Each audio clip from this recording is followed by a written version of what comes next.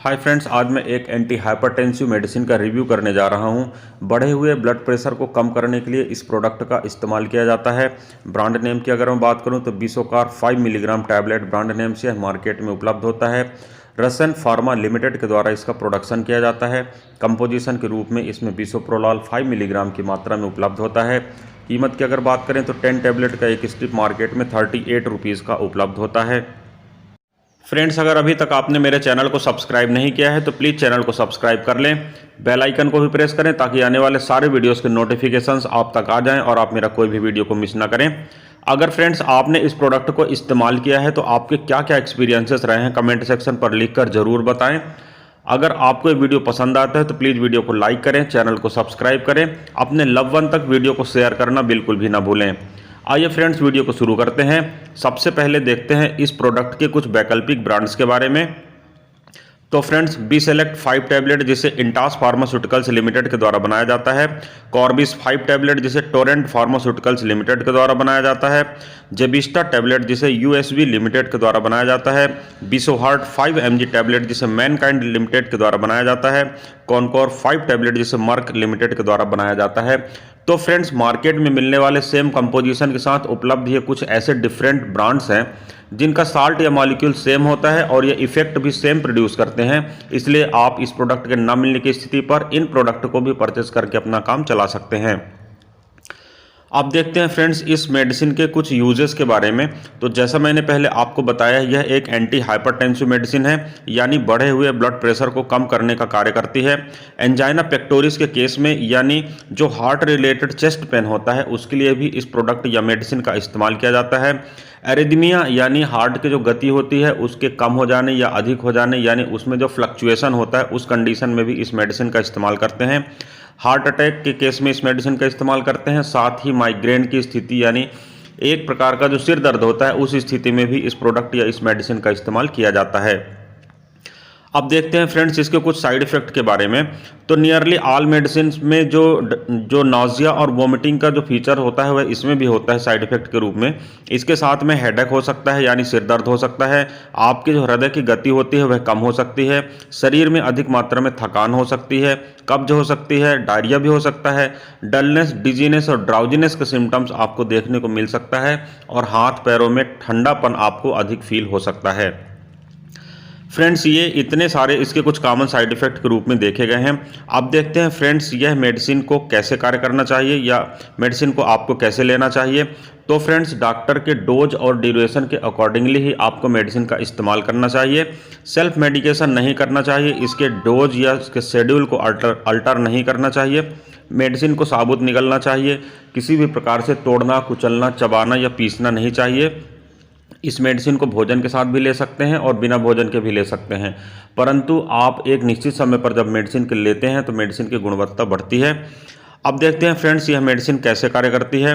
तो फ्रेंड्स, मैं आपको यहाँ पर बता देना चाहता हूँ कि बिसोलॉग जो कंटेंट होता है, यानी ये जो मॉलिक्यूल होता है, यह एक बीटा ब्लॉकर होता है जो स्पेसिफिकली हार्ट पर काम करता है। इसके कारण हार्ट का जो रेट होता है, हृदय गति होती है, उसे यह कम करता है, धीमा करता है, जिसके कारण जो हृदय होता है वह अधिक इफ़िशियंट होता है पंपिंग के लिए और ऑल ओवर बॉडी में प्रॉपरली और शेड्यूल्ड ब्लड को फ्लो करता है, जिसके कारण आपको जो ब्लड प्रेशर होता है वह धीरे धीरे करके नॉर्मल होने लगता है। अब देखते हैं फ्रेंड्स इससे जुड़ी कुछ अन्य बातों के बारे में। तो चूंकि फ्रेंड्स मैंने आपको पहले बताया है कि जब आप इस मेडिसिन को ले रहे होते हैं उस समय आपको ऊनींदापन या डलनेस, डिजीनेस, ड्राउजीनेस की कंडीशंस आ सकती है।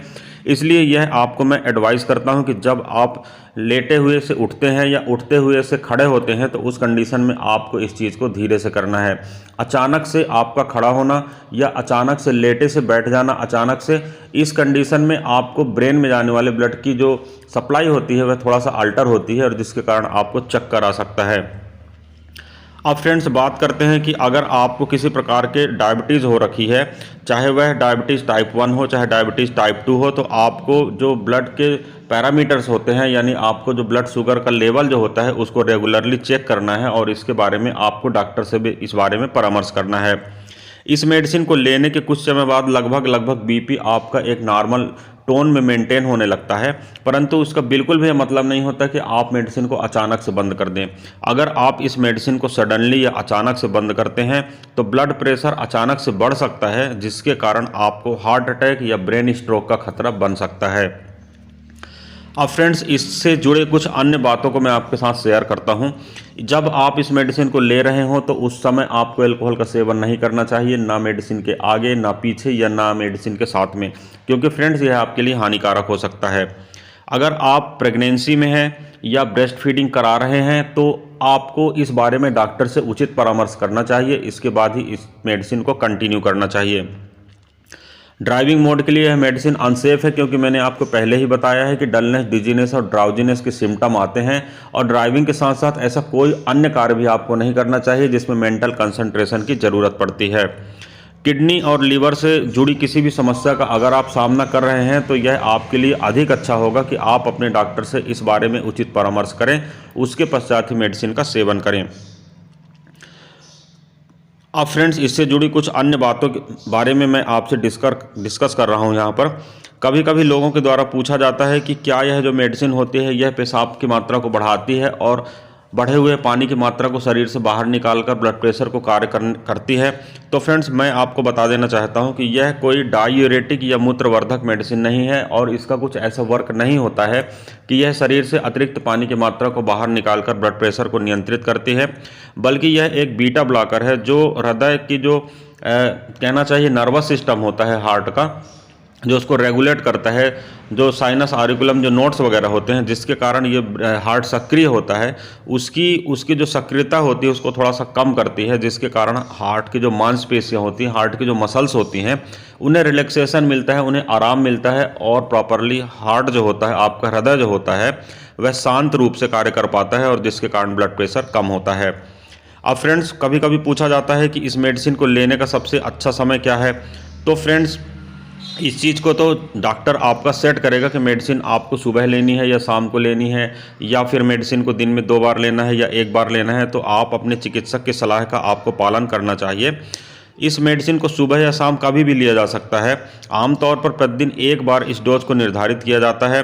पहली अगर टेबलेट आप लेते हैं तो हो सकता है आपको चक्कर आ जाए, इसलिए बेहतर होगा कि आप अपनी पहली खुराक जो मेडिसिन 20 इस टेबलेट की होती है तो उसको रात के समय आप लें। उसके बाद यदि आपको चक्कर वगैरह नहीं आता या कोई कॉम्प्लिकेशंस नहीं होते हैं तो फिर आप इस मेडिसिन को डे टाइम पर भी इस्तेमाल कर सकते हैं। अब फ्रेंड्स, कभी कभी पूछा जाता है कि अगर मैं इस मेडिसिन को डोज को भूल जाऊं तो मुझे क्या करना चाहिए। तो फ्रेंड्स, जैसे ही आपको याद आए तो आपको तुरंत इस मेडिसिन को ले लेना चाहिए जितना जल्दी हो सके। परंतु अगर एक अगला समय आ गया हो मेडिसिन को लेने का तो डोज को डबल नहीं करना चाहिए ऐसी स्थिति में, और पुराने जो छूटे हुई डोज है उसको मिस करके अगली कंटिन्यू डोज को लेना चाहिए। अब फ्रेंड्स, कभी कभी पूछा जाता है कि मैं मेडिसिन को काफ़ी समय से ले रहा हूं और मुझे प्रॉपरली आराम कब मिलेगा। तो मैं आपको बता दूं कि यदि आप हाई ब्लड प्रेशर के लिए मेडिसिन को इस्तेमाल कर रहे हैं तो आपको इस मेडिसिन को लंबे समय तक लेना पड़ सकता है। हो सकता है इस मेडिसिन को लाइफ टाइम लेना पड़ जाए, इसलिए आप इस बारे में डॉक्टर से परामर्श अवश्य करें। इसके बाद रेगुलर मॉनिटरिंग के बाद ही डॉक्टर आपका सजेस्ट कर पाएगा कि आपको इस मेडिसिन को डोज को घटाना है या मेडिसिन को लेने को बंद करना है। ये सारी चीज़ें डिपेंड करती हैं आपकी बॉडी कंडीशन पर, पर्सन टू पर्सन ये वेरी करता है। और अगर आपका ब्लड प्रेशर नॉर्मल मेंटेन हो रहा है या हो गया है या डॉक्टर ने मेडिसिन को बंद करने की एडवाइस भी कर दी है, उसके बाद भी कम से कम 6 महीने तक आपको ब्लड प्रेशर को रेगुलरली वॉच करना है हर सप्ताह। और किसी भी प्रकार का अगर फ्लक्चुएशन होता है तो फिर से मेडिसिन को स्टार्ट करना पड़ सकता है।